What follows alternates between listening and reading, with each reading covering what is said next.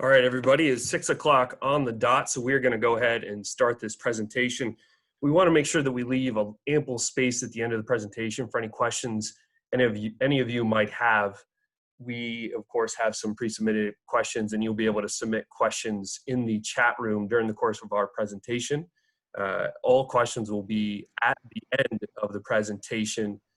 There's a lot of information we're going to go over today. As you can see on your screen here, this is the football town hall, one of 4 town halls we're hosting this week. It's about the campus and also the COVID-19 mitigation in athletics. So we're talking about the safety guidelines and protocols that are being put in place across our department. My name is Corey Jewett. I'm entering my 14th year here at Gettysburg.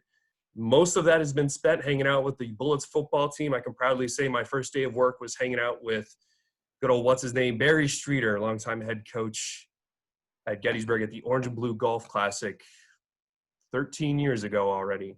So I'm excited to have everybody here. I looked through the list of participants, some friendly names, and that in itself is energizing, seeing some of our student athletes on this list and on this call today.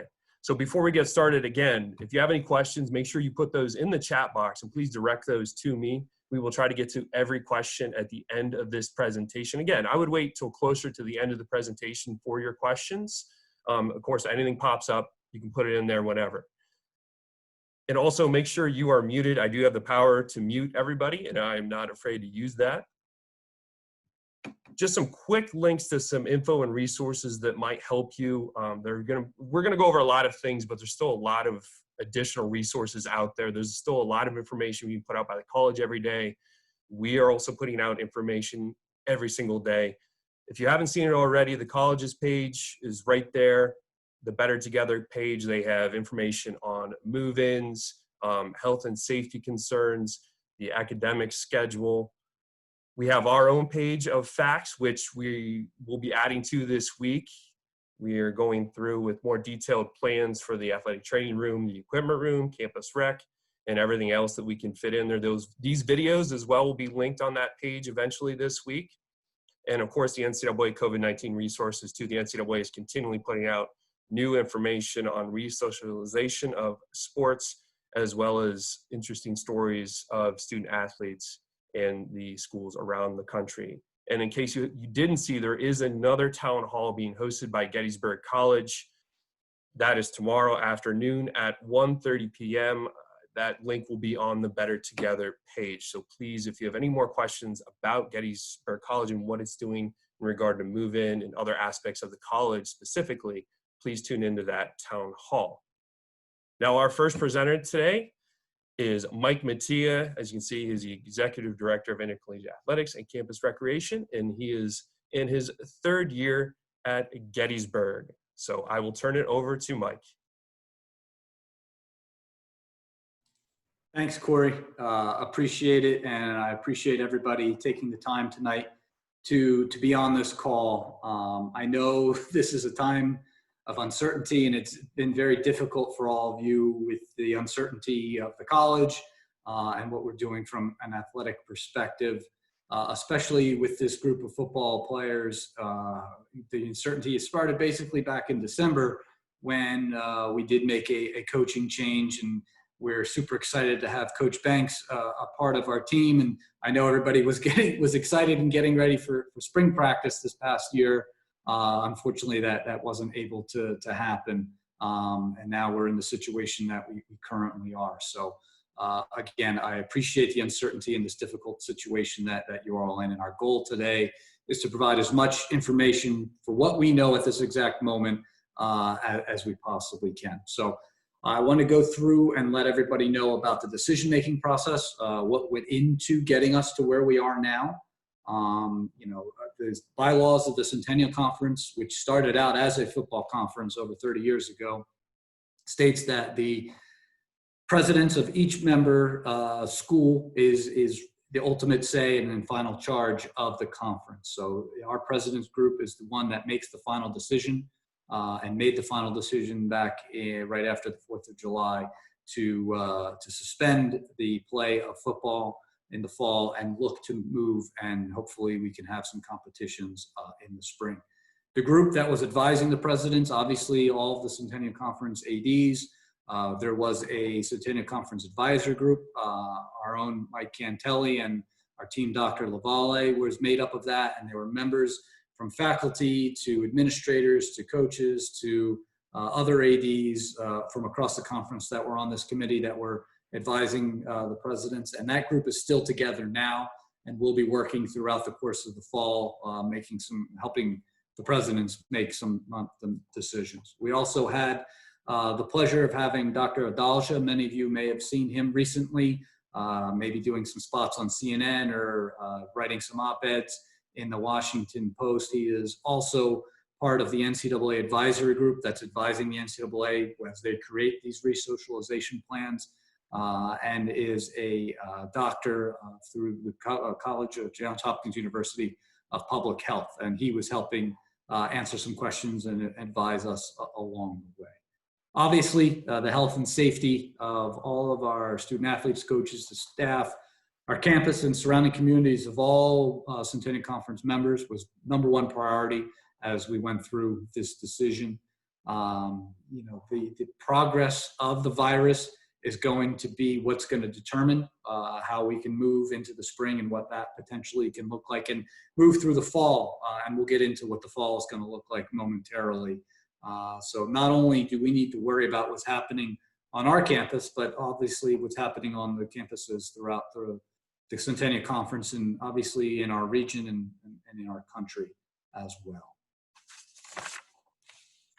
So let's talk specifically about where we came to our current situation, what we're going to be implementing this fall here at Gettysburg College. So prior to any decision by the Centennial Conference, and prior, for that matter, to any decision by Gettysburg College about the decision to come back as a fully residential campus this fall, there were many subcommittees that were put together to make a recommendation to our president, who ultimately made the recommendation to a board of trustees to decide whether or not what action the Gettysburg College will be taking. There was an athletic subcommittee that was made up of administrators, coaches. We had our faculty athletic rep. We had some campus partners, and sports medicine obviously was on there. And ultimately, we made the recommendation as an athletic department that we felt that we could provide some sort of athletic activity, yet to be determined at that time in May. And then that decision went in with all the other recommendations throughout the rest of the campus to make the ultimate decision for us to come back as a fully residential campus. Once that was decided, our recommendation team turned into an action team. So the month of June and July, many of the people who were on our recommendation team, plus we added some student athletes on our committee as well to help us figure out what's the best course of action and the healthiest and safest way for our athletes based off of what the Centennial Conference was deciding and what we are able to handle on our own campus throughout the rest of this fall. And you're going to hear all the details of that. One of the great partners we've had through this decision was a consulting firm, Keeling & Associates. We've had Suzanne Kofi, who has been joining us on many of our meetings and offering some great insight and helping us answer some questions. And before she entered the consulting world, she spent many years as an AD in the NESCAC, and appreciate all the help and support that she's provided us. And Keeling has provided for the entire institution as we've moved forward in our path to open up. Obviously, we've looked at the CDC, our state and local governments, the NCAA through all their resocialization plans, the Centennial Conference, and many other places to get our information to help provide the best experience possible in the safest and healthiest way. And I must say that our coaches, staff, everybody who was involved did a phenomenal job. I want to thank them. And we've been working tirelessly throughout this summer to make sure that we can provide a safe and healthy experience for all of our athletes who are returning. So what are our expectations moving forward into the fall? Right, as we've mentioned through some of the communications that have come out already, we're still going to be able to engage with our coaches and teammates throughout the fall. We're going to be able to have organized activity. We're going to do a phased-in approach, and this is going to be sport-specific, so football-specific, and Coach Banks will get with everybody and give you the football-specific plan as we get a little closer to starting up in the fall. But I just want to make sure and reemphasize how important this slow and gradual phased-in approach with small groups is, and how important it is for our campus to help us get into and phase in as an entire community. I know you have your own homes, and you're making your own decisions at your own homes with your own families when it comes to dealing with COVID-19.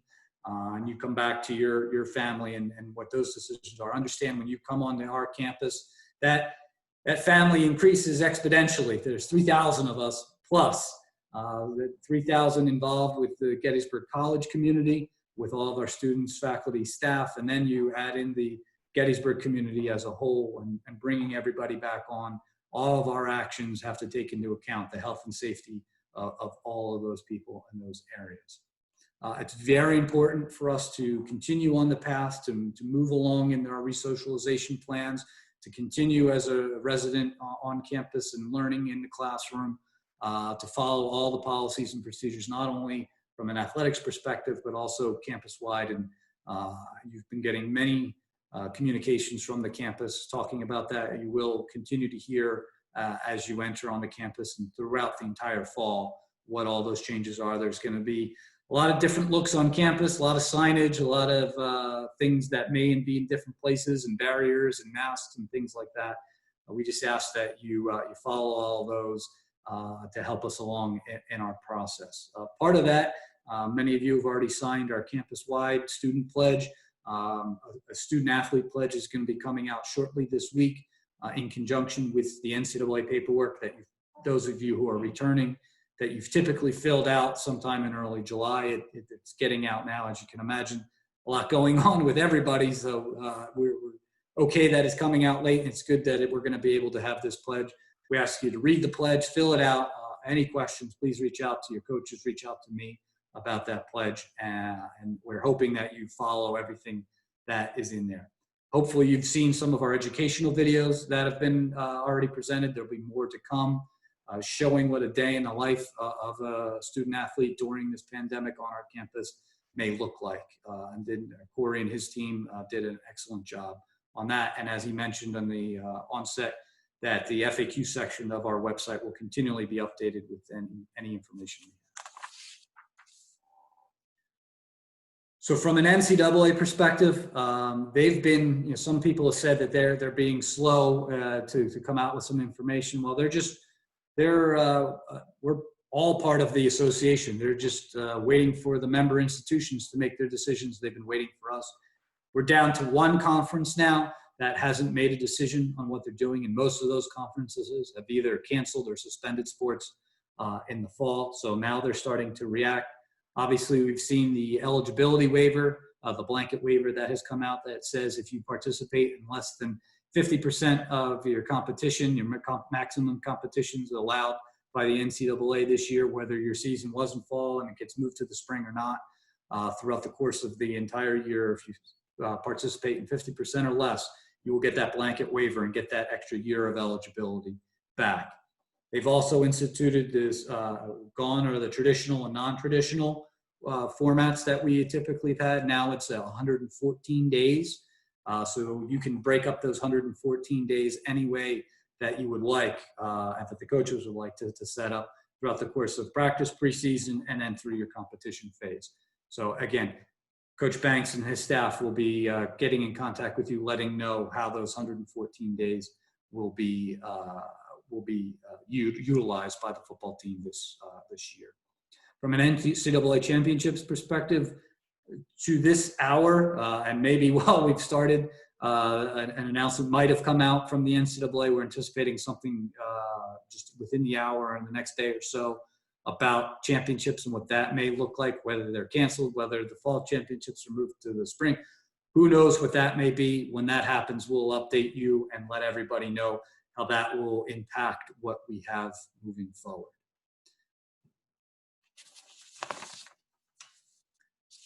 Just the last thing I want to say before I turn it over to our next presenter is just that all these plans are fluid. Everything is subject to change, and I just ask for your patience and flexibility during this time. I'm sure you've heard many times already, and we're probably sick of hearing it, but this is not going to be a normal semester. Want to make sure you're all aware of that. When you step on campus, what you're going to be experiencing is definitely not going to be normal, but we are putting everything in place to try to make it as normal as possible, but also make it as safe and healthy for you and the entire community, and still allow you to get as much athletic activity as you can. The ability to move through these phases, as you'll hear throughout the rest of this evening, will be determined on how you, as student athletes, follow along with the plans that the athletic department has in place and the institution as well. I've heard from our president multiple times about this. He's looking to all of us as leaders on campus, the athletic department, from the coaches and staff to the student athletes, to really help change the culture and make sure that everybody's accountable and be the leaders on this campus, showing people what the proper way is and following all the plans. You know, our president, he's phenomenal. He's been great through this whole process. He's been very engaging, asking me a lot of questions. I can tell you, in talking to my other colleagues, they have not had as much interaction with their president during this time as I have. He is super supportive of what we're doing. As many of you know, he played college football at his time at Harvard, so he's super supportive of this program and wants us to be able to do everything we possibly can and get back to competing as possible. And it's all going to be determined on how we progress as a community throughout this process. So thank you very much again, and I look forward to answering the questions you have throughout the rest of the evening. And I will turn it over to our next presenter. Thank you. Thanks, Mike. And I thought I'd throw it just to make sure everybody is still with us. Our first official football season as a varsity team was 1890, but football played 2 games in 1879 against the wishes of the administration, and the sport did not appear again for 11 years on campus. So I'll try to give some more fun facts as we continue on with our presentation today. But now I'm going to turn it over to our head athletic trainer, who has been here for almost the full of 130 years of football. We'll give him 31 years. Mike Cantelli. He is a 1988 grad. Mike? Thanks, Corey. I was going to make some comment that I was here for not quite all of those. Kelly Jones may have been here for the 139 years, but I'm close. So football guys, welcome. We're excited. We're excited to get you guys back on campus. Returners, we're excited to have you back. First years, transfers, welcome to the Bullet family. We're excited to have you get on campus shortly. First of all, I'm going to talk about our normal clearance process. Those guys that have been through this before, usually, you know, we do this all in one day and try to get it all done. It's going to take a little bit longer, but I know you guys have received a lot of emails and notes from a lot of people. So I just want to go over this clearance process. And if you have done it already, I thank you, thank you, thank you. It makes our job so much easier if these things are done. So if you have not done them, please get on them tonight, right away, and try to complete these. So all first years, juniors, and transfers need to have a physical turned in from your home physician, and that gets uploaded to the Medicap portal. I'm going to say something quick about Medicap portal. That is something, especially this year, you need to become very familiar with. There's a lot of, all your electronic medical records are going to be on there. All medical correspondence from the health center and from the athletic training room will be through there. Your daily symptom checking, which we'll talk about, will be through there. So if you're not familiar and you don't have that as a quick link wherever, make sure you get on there and learn about your Medicap portal. Impact testing, upperclassmen, all remember doing that your first year upon return.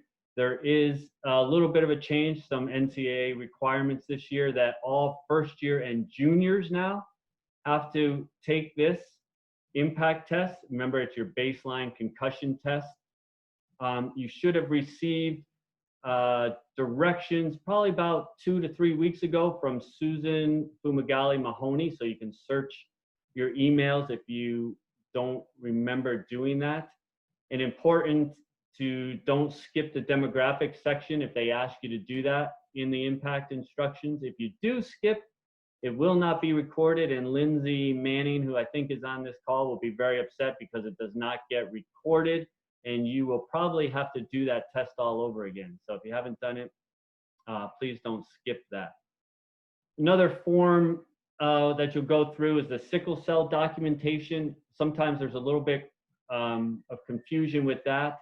Again, it's an NCAA mandate that you read the education part, and then you have a choice of whether to waive knowing what your status for sickle cell is, or you need documentation from your physician about, so it's an actual blood work or one that was done at birth, and then you can send that to me. So you do either or, either send me the blood work or you waive the test or waive the results of that test. The health history, the sickle cell, is for first years only. Everybody else, first years and transfers. Everybody else has already done that upon arrival. Health history, every student athlete has to do that. Again, that's in the same email, the directions, that's the same email that came with the impact. And basically all that's doing is letting the athletic training staff know of your health status, any change in your health status from the last time you were cleared or your last physical. So please do that ASAP, and that determines who needs to see the physician to be cleared. So that's our paperwork to be cleared. We've set a standard of care, and we have to really maintain that standard. It can't be all COVID related, even though we know that's where a lot of attention has been recently.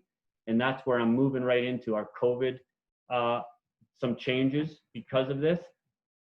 Important, if you have, or if you do test positive before you return to campus for some reason, make sure you let me know right away. All right, there may be some additional paperwork, some additional instructions that you'll need to do. So if you do test positive, please let me know right away. Hopefully that's not the case, because as you know, the college has asked you to be in quarantine for 14 days before returning to campus. And we are all in that 14-day period now. So you really should be quarantined. You should not be going out. Obviously, if there's some work or things that need to be done, but we're asking you as much as possible to maintain that social distancing. You're staying away from large groups. You're staying away from the beaches. Definitely going out to restaurants. You're staying away from all those high risk areas. We want to make sure everybody coming back to school is healthy as possible. So please think about all your actions now within the, we're in that 10-day, some of you within 5-day period. So please really think about that with your actions all the time. Some changes to the athletic training room that you'll notice. You might have seen some of the videos. We have now gone to appointment only. You will go into your Medicap portal and sign up. You'll be able to find all the athletic trainers' schedule on there, and you'll be able to sign up for a time to meet with us, whether it's in person or a telemedicine, a virtual appointment. And just to let you know, we're going to start those virtual appointments starting next Monday, the 10th. So when you're here after your testing in quarantine, if there's any physical or behavioral health issues that you just want to talk about or have concerns about anything, you can go on your Medicap portal and look for our athletic trainers that have some office hours, and we'll be happy to meet with you. And we'll get a little more into detail when we have team meetings next week, but know that there's not going to be that pre-practice treatments, stretching, those warm tubs, the ice tubs afterwards. All that is going away because we are trying to decrease the amount of sharing equipment as possible. So if you feel you need like foam rollers, a massage stick, a stretching band, a foam roller or foam ball to stretch out on, we're requesting that you bring that with you so you have your own personal one. And there's also going to be a team shop that will be talked about a little later that you can purchase some of that stuff. All right. Oh, I also want to go, I'm looking back at my notes, back to the Medicat and the forms that need to be filled out. You should receive letter instructions from the college about doing a pre-arrival form. Hopefully you've all done that. If you have not done the pre-arrival form, I need you to do that right after this meeting. You go onto your Medicat portal, you go to forms, you go to required forms, and you fill that out. That just gives us and the college a better idea of what's coming to us. We want to make sure we're as safe as possible coming to that. So please log on to your Medicat, go to required forms and see what's in there. Sorry, I skipped that part. Another change is water hydration. We know that's an important part of the acclimatization process. So we can't use shared water bottles. We can't use those water fountains that are out on the field that we usually have out on the field for all you guys. So we are requiring that you guys bring a filled water bottle to every strength and conditioning session, to every practice. That's going to be like your ticket into it. That plus a marker that you'll see on your Medicat form that says you did a daily symptom check off, okay? So make sure you're bringing back a water bottle with you, and we'll have water out on the field to be able to fill that up. All right, so as Mike Mattia talked about how we're going to have a phased in approach to starting football practice. We're going to start slow, you guys, and we're going to ease into this and as safely so we can get through as much of this, and all of it we're going to get through throughout the semester. Okay, so the first phase is we're just going to start with virtual activities and medical clearances. And then we'll move into phase one. That's small group sessions, 10 people doing some strength and conditioning, heat acclimatization, starting to, and Coach Hoyt will talk a little bit more about that in a little bit. And then as we progress and things are looking good, we're going to get to some phase two, which will be some larger groups. We'll start being able to share some equipment, start doing more of what you consider more normal organized football activities. Phase three, we'll start to add some limited contact drills. And then phase four will be returning back to a normal practice and competition. So with that, you're probably asking, how long are we in all these groups, and when are we going to start to do the fun stuff and the contact drills and football skills and all that fun stuff? Well, we purposely did not put time frames on this for a lot of reasons. One, because of the acclimatization time, you know, we have to assume that everybody has not been working out, and this may be the first time we have to make that assumption to make sure your health, your well-being is our utmost importance. And it's not just COVID related, it's heat, it's acclimatization, it's rhabdo and lifting and all that fun stuff. So that is our number one priority. We want to get you back as safely as we can, and as quick, fast that we can.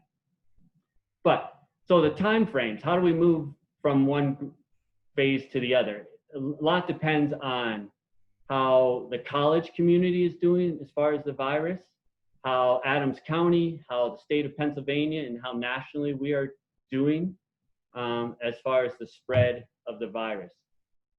So that will gauge, as Mike said, some sports going to be sport specific. We're only talking to football guys tonight. So you may see or have some friends that are on the golf team or on the tennis team. Well, they may be in phase two a lot sooner than you guys are, just because, I mean, I think we can all realize that playing golf is a lot easier to social or physical distancing, not sharing equipment, than football is, right, to compete in the normal sport. So don't compare to other sports. We're gonna be in communication with our team physician, with the local health officials, with the coaching staff, and we'll make that determination when it's safe to move from each phase to each phase. So we'll get there. We're gonna make it. So I'm confident. culture change. I always forget the last thing down there. And the way we're going to make this is that we're all in this together. Okay, Mike talked a little bit about it. You guys, it's when you're with us in that practice and you're with the coaches, we're going to be doing everything right. We're going to be wearing face coverings. We're going to be cleaning equipment. We're going to be physically distancing. We're not going to be sharing water bottles. We're going to be washing our hands. We're going to be cleaning everything. The hard part for you guys is going to be when you're outside of us. All right. When you're back in your room or on a Friday night or Saturday night and there wants to be a gathering of a larger group, that's where you guys, we're the leaders, right? The athletic department, all our athletes on campus, we're the leaders of this campus. And this is the time where we really have to show it, and it may be tough. Say, hey, we're not getting together with the rest of this. We want to play football for this whole semester.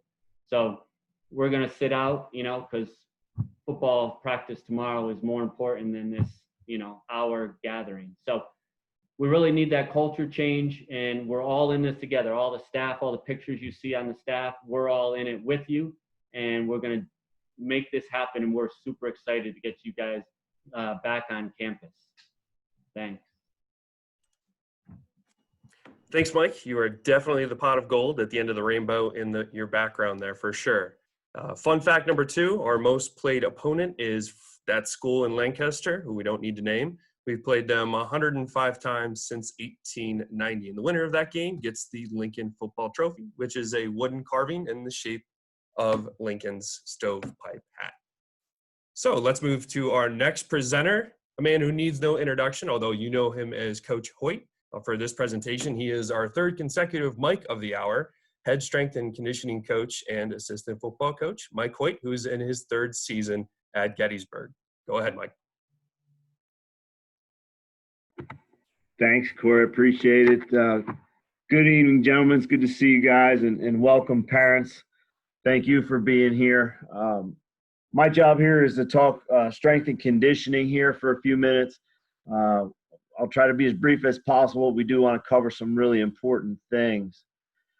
The first thing I want to talk about, I'm pretty excited. We're in a good situation when it comes to the facilities and our spaces. We're actually going to have a lot of space in terms of strength and conditioning, which is going to help our situation in terms of getting a lot of work done, but then also social distance. So the first thing that you guys are going to notice, Hauser Fieldhouse is now going to be basically an athlete-only weight room. We're taking all of our free weight strength equipment, platforms, racks, bars, dumbbells,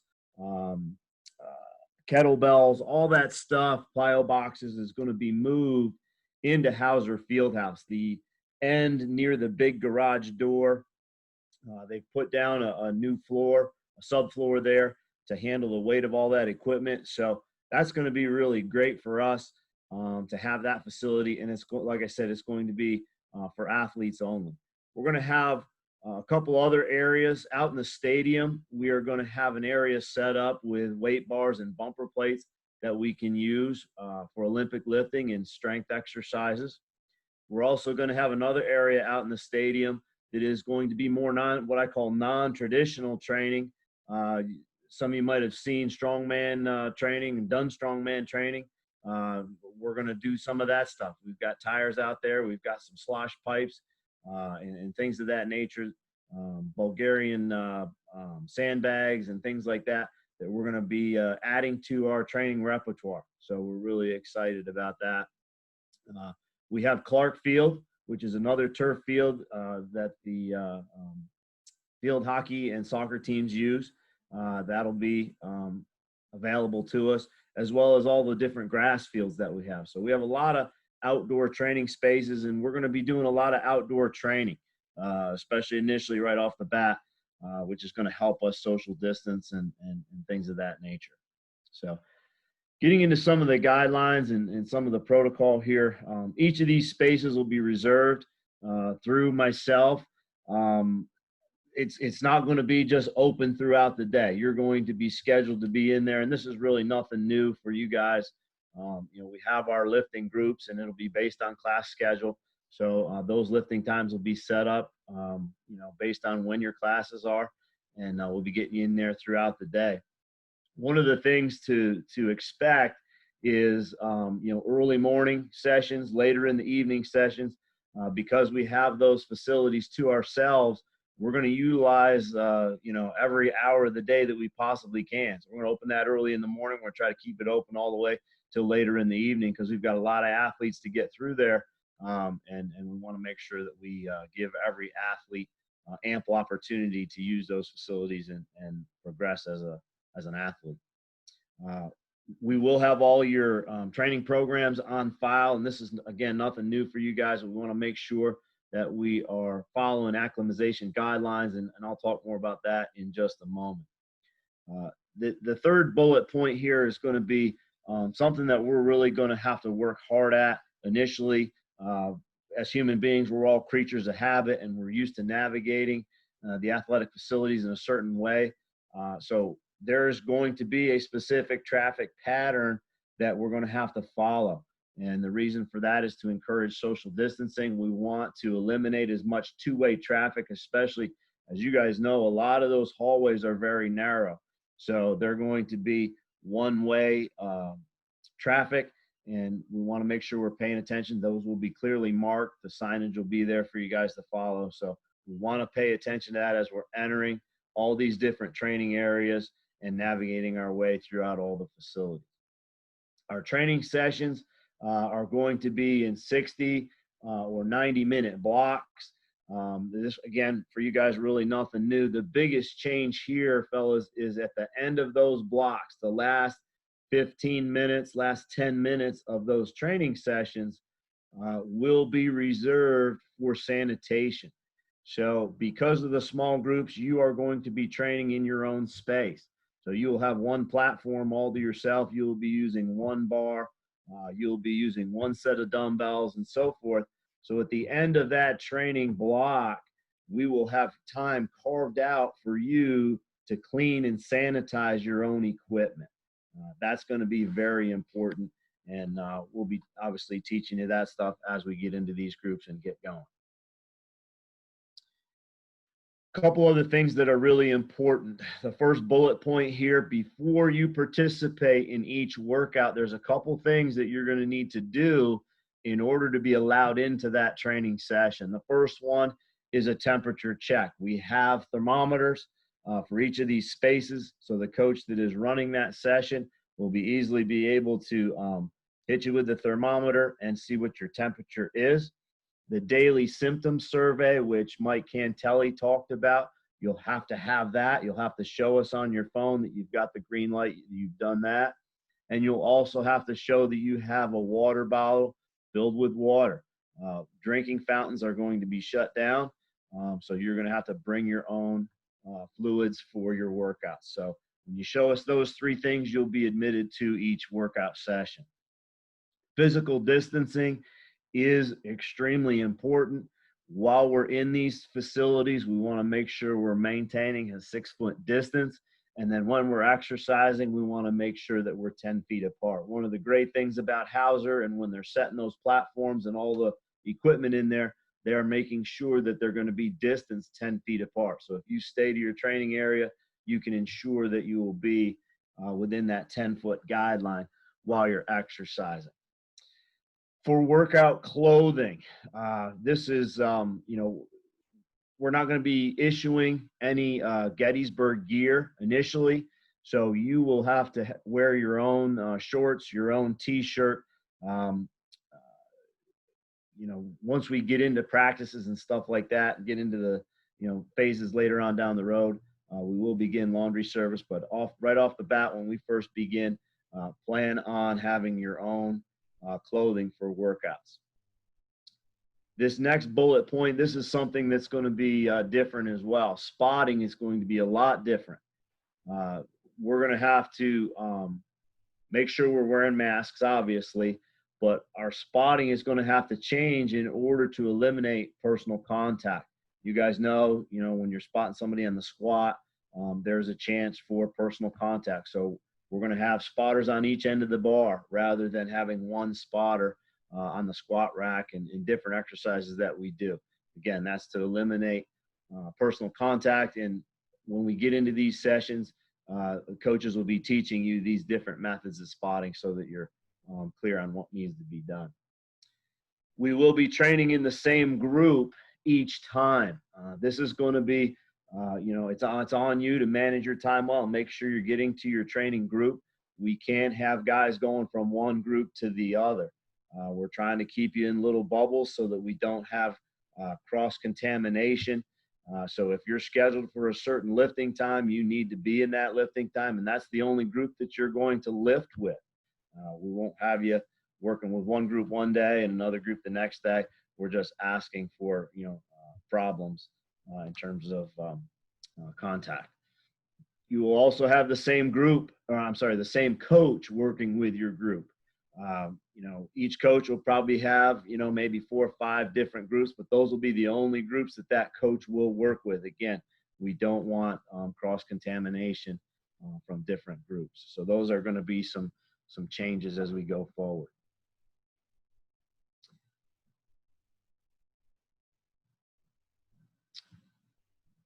We already talked a little bit about the disinfecting of your equipment after each session. We will have sanitation stations in Hauser. We'll have multiple stations set up in there with spray bottles, wipes. We'll have stations set up in the outdoor training areas as well. Again, so that as soon as you're done with your workout, you can sanitize your equipment and it's ready for the next group. It is encouraged that you guys wash your hands and sanitize before you get to your workout session, and then obviously right after. That's going to be important that you guys pay attention to that. We already talked about masks. This next one, chalk. I know chalk's a big deal, and it does have benefit in terms of grip, especially when you're getting sweaty, and the ability to hold onto the bar and stuff like that with heavy weights. But chalk, it's hard to keep bars sanitized. Chalk is a breeding ground.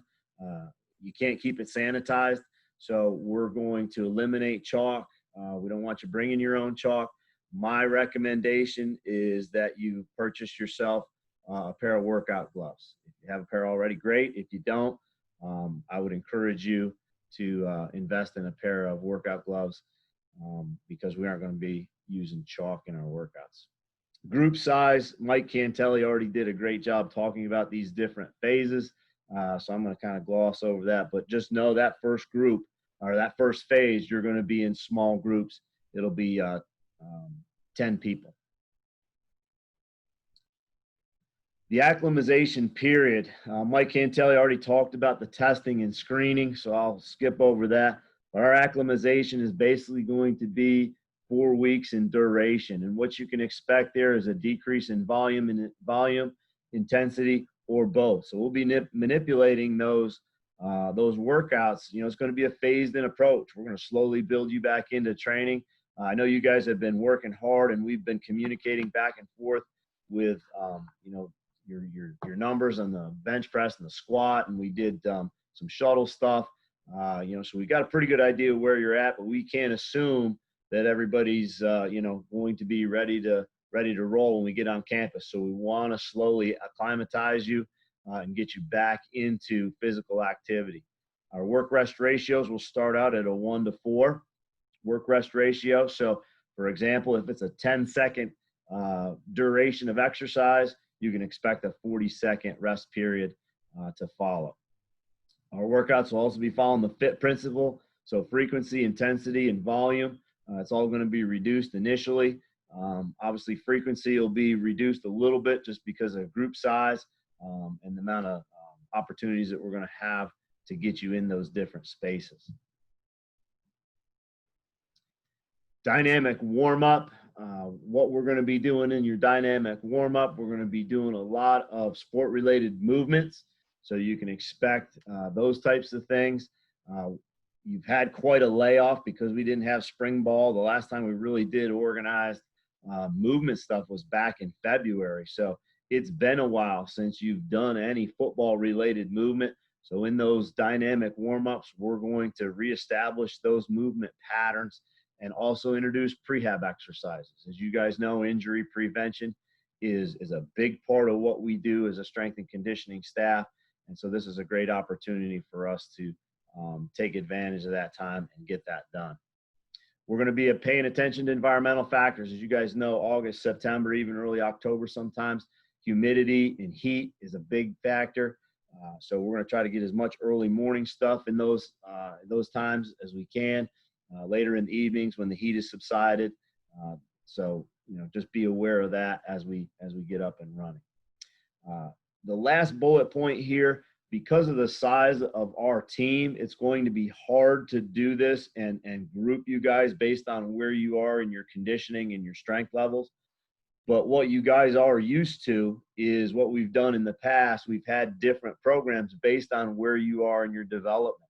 So some of the guys that are a little bit more advanced in your strength training, you've been on more of a functional program. Some of the guys that aren't quite where they need to be have been on a certain program. So that really won't be anything different. We will have multiple programs running within groups, and that will be based on where you are in your development in terms of your strength and your conditioning levels.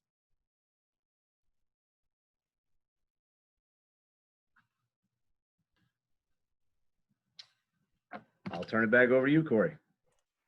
All right, thanks, Mike. Fun fact number 3 is a nice tie-in to our next presenter. The Gettysburg record for all-purpose yardage is 527 yards. That's 390 rushing, 80 receiving, and 57 return yards. That man was Paul Smith, 2000 graduate, and he did that against Muhlenberg. And someone that was there for all 4 years of Paul Smith's career, amongst her 34 years at Gettysburg, was Kelly Jones, our head equipment manager. Kelly, it's all yours.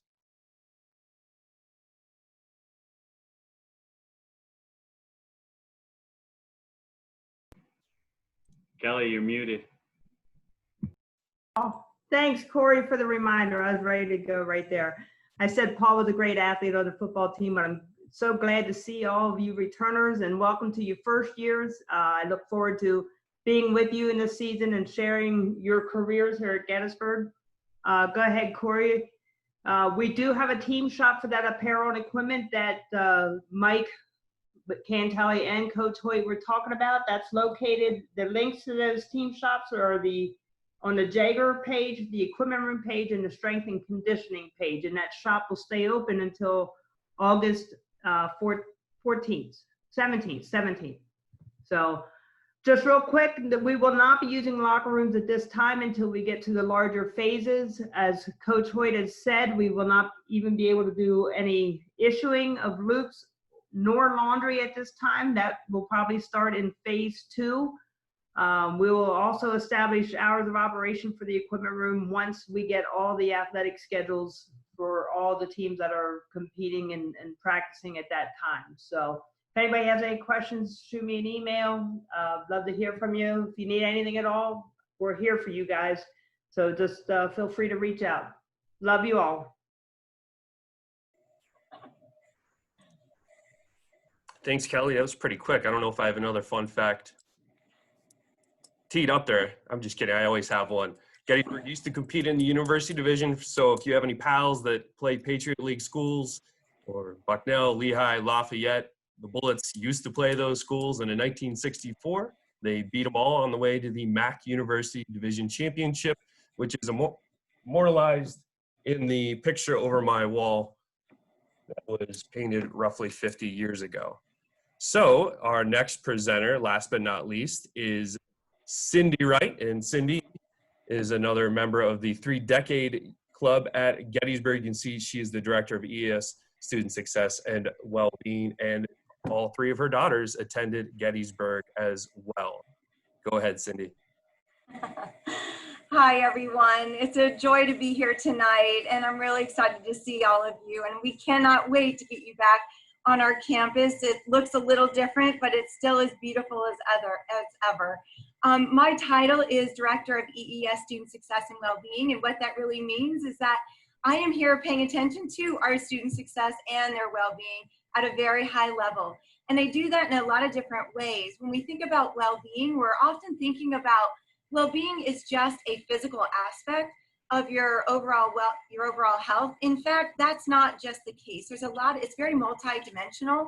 And we talk about our students' mental health, and we look at their social health, their financial, what's their purpose in life, you know, really deep things. And so one of the things that I do is I serve as a liaison. You can go to the next slide, Court. I'm a liaison to the CARE program. And what that CARE program is whenever we have students that are struggling, that need someone to talk to, our coaches will often refer them to me. And I will sit down with them and I will talk to them and I will try to link them to some resources that we have on campus to help them with their overall well-being.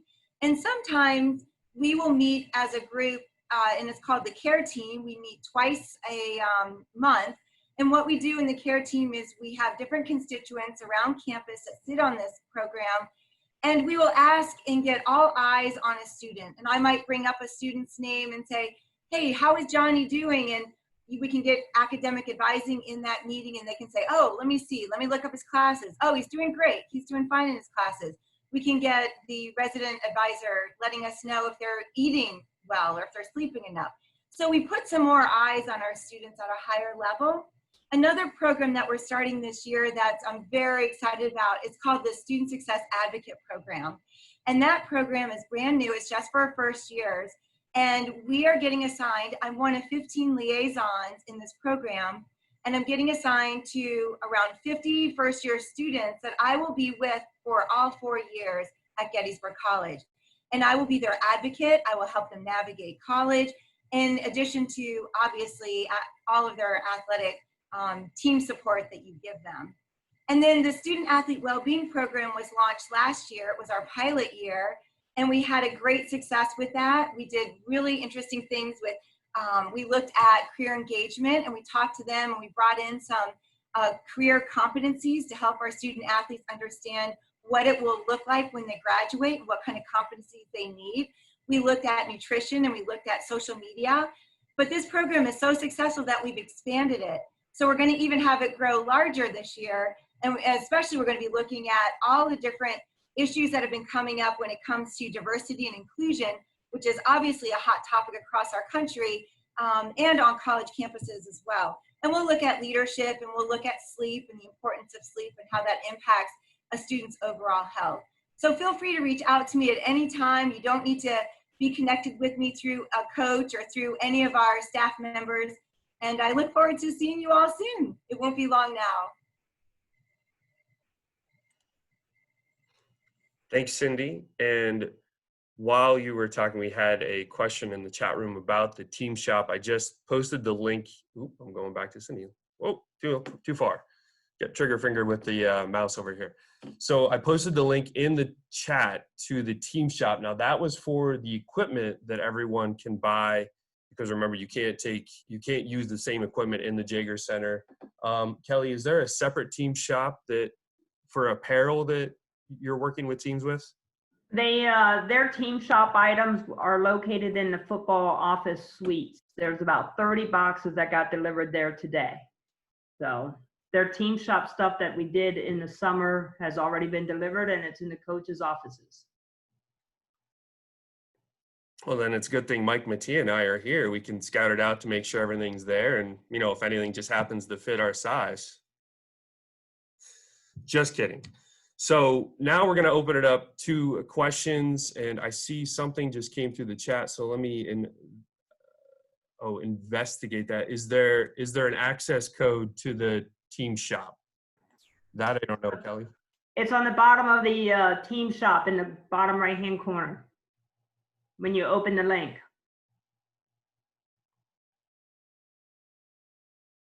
Hopefully that works. I was typing in the link from a previous email, so I hope I put the right link in there as well. That information can be sent out after this chat as well to everybody.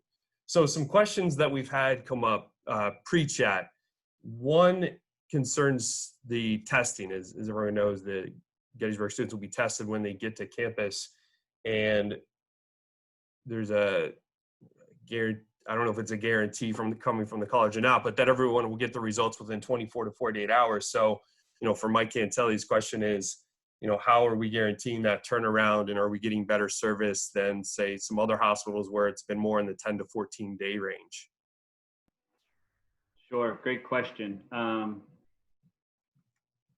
I guarantee it because that's what the lab is telling us. So yes, we've hooked up with, so we've done a lot of research. We feel very excited and very confident with the lab we're using. They are a smaller lab, and it is just Gettysburg College, another university, and a couple small nursing homes are the only institutions per se that they are testing for. So they feel confident that they can turn around those test results that quickly. So we are going with that. We feel confident, and we have nothing else to base that on and say, except that they are saying, yes, they can do it. So we're holding them to that. And so let's keep our fingers crossed that that's the way it happens. So yeah, I mean, it is not, I think where we're having trouble, where you see those on media, where you see those 7-10 days, are using labs that service not only COVID response, but they're also doing routine blood work. They're doing all these other testing for large corporations, large hospital groups. So we are very small. They're only testing for the COVID results. So we feel confident that we'll be able to get that turnaround very quickly. Thanks, Mike. And as a reminder to everyone still on the Zoom call, if you want to submit a question, please do so through the chat and submit it to me specifically. And then we'll make sure that the right presenter is able to answer that question. I do have some other questions. And Mike, we're just going to stick with you and, the COVID testing and what's going to happen if a team member comes up with a positive test. Sure. Well, that gets into the contact tracing part. So that's where Coach Hoyt made it so clear that we initially, or all the time really, we have to stay in these small pods. So we're in those small groups of 10 when we're training. So that will limit, so if someone in that pod comes up positive, then of course we have to look a little closer at that pod and hopefully not the other 100 people on the team. And that's where the health center has hired some case managers, and along with the athletic training staff, we'll be doing contact tracing. So what happens there is if player A comes up positive, we will contact player A, let them know that they're positive, and then ask them to let us know who they have been in direct contact with from 2 days prior to when they have symptoms, or 2 days prior to the testing. And then we go out and notify and investigate those people a little bit and tell them that they've been in contact with someone that is tested positive. No names. We don't give that player A's name out. We just say you have come in contact with somebody and we're asking them to quarantine for 14 days. But the little part that I left out, what constitutes close contact, right? So in the world of COVID and contact tracing, it is if you were within 6 feet of an individual and for more than 15 minutes, or you've had direct physical contact, kissing or sharing of towels, tissues, sheets. Okay, so again, that's why we're trying to limit the contacts with shared objects and trying to keep that physical distancing. That's why that is so hard, or so important rather, to really work on that. Cleaning surfaces, washing your hands often, using hand sanitizer when you can't wash your hands, and maintaining that physical distancing, wearing the mask, all that stuff. We're going to be on you all the time. I'm on my staff, we're on all these staff. So that's the key. Within 6 feet for more than 15 minutes constitutes a contact for that person. That's all. That goes into enough detail for that.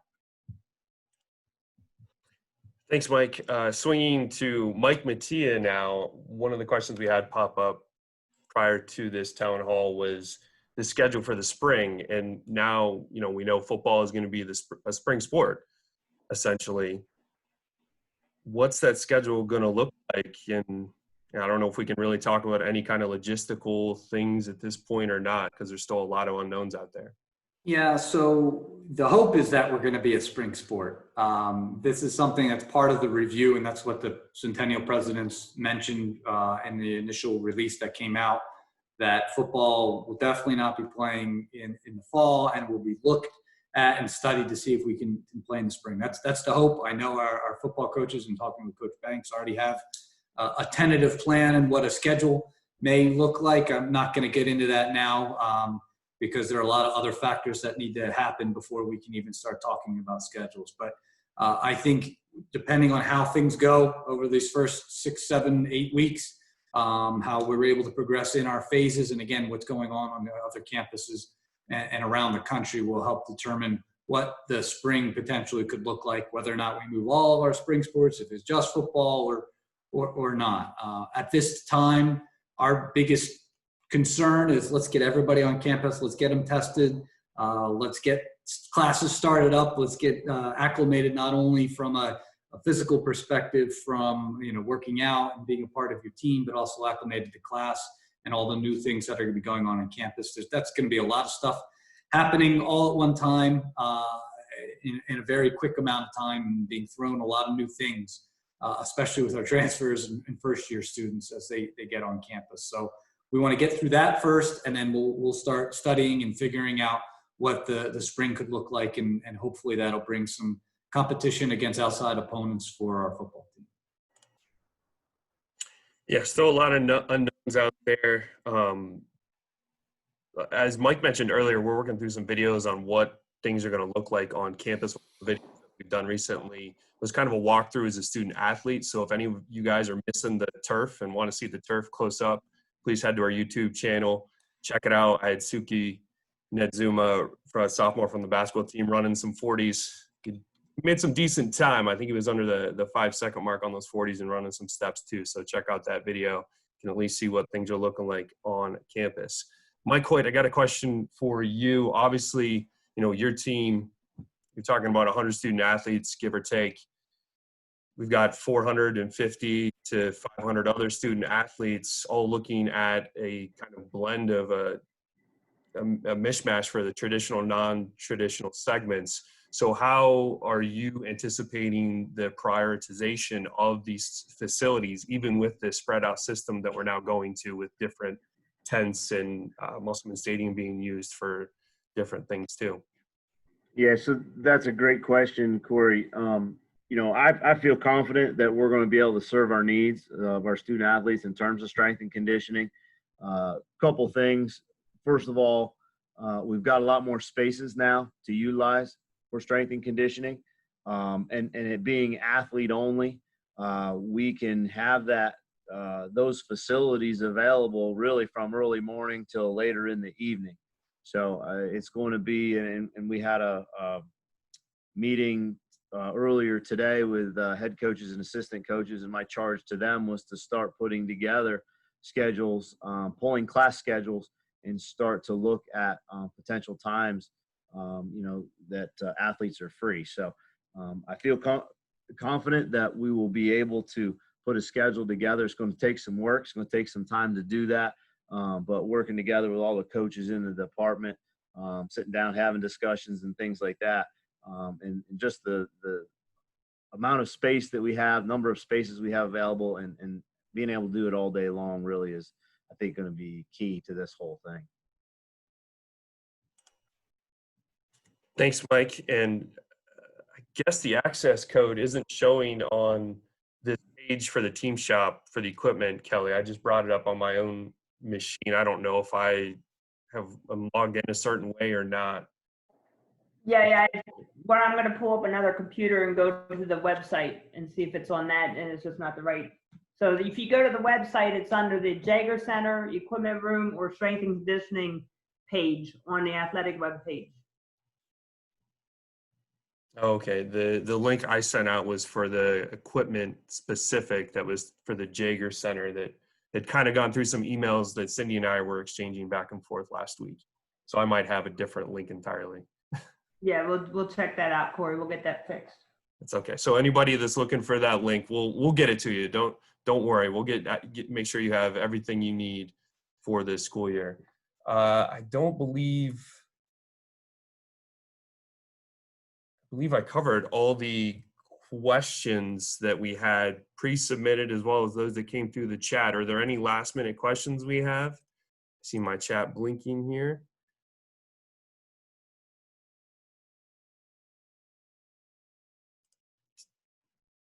Okay, I think we are all good. So if there's nothing else from anyone, this is being recorded to watch later. So after this ends, I'll process the file and upload that to YouTube. I'll send the link out to the coaches so they can forward it to everybody. It'll also be public on our YouTube channel as well as our COVID fact page too. So everyone can rewatch this and relearn all the fun facts that I've doled out today, in addition to everything COVID related as well. So great question. So that does it for us in this town hall. We hope we've been able to fill in some blanks and answer some questions you may have had as we head into the quickly approaching semester. Again, we look forward to seeing all of you. We can't explain how great it's just knowing that you're out there listening to us. Can't wait for everyone to get back on campus and say hello to you from a distance while wearing masks in the very near future. So my name is Corey Jewett. I'm signing off for the three mics, Kelly Jones and Cindy Wright. Be well, and we will see you soon.